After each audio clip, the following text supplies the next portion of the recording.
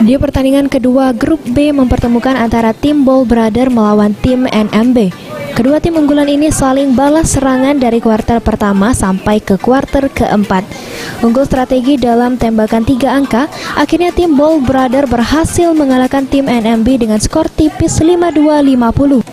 Menurut keterangan kapten tim NMB, timnya kalah dikarenakan akurasi tembakan tim lawan lebih bagus dari tim NMB.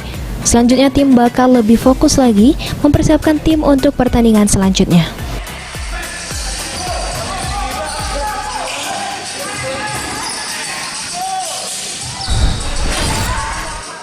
Isna sedang bersama kapten dari NNB. Nah, Isna mau tanya sedikit tentang jalannya pertandingan tadi. Nah, kapten dengan siapa namanya? Darwin. Nah, Bang Darwin, bagaimana menurut Anda penilaian dari pertandingan tadi? Tim lawan kan latihannya di sini. Kita emang jarang main di sini sih. Mungkin akurasi tembakan mereka lebih tinggi dari kita. Oke, selanjutnya tim Anda akan melawan siapa dan kapan? Lusa lawan SMBR. Oke, selanjutnya strategi apa yang Anda gunakan?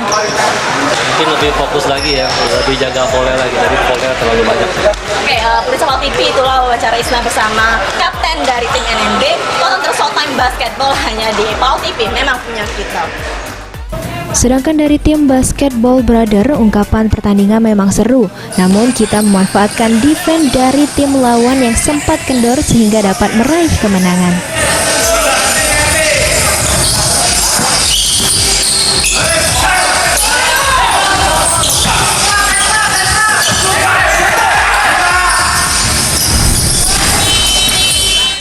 Dengan aku Devi, setelah menyaksikan keseruan pertandingan tadi, sekarang Devi lagi bersama pelatih dari tim Ball Brother. Nah, Devi sekarang mau tanya-tanya tentang tanggapan permainan tadi kepada pelatih Ball Brother.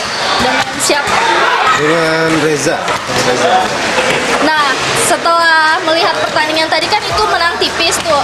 Gimana tanggapannya atau cerita gimana bisa menang tipis?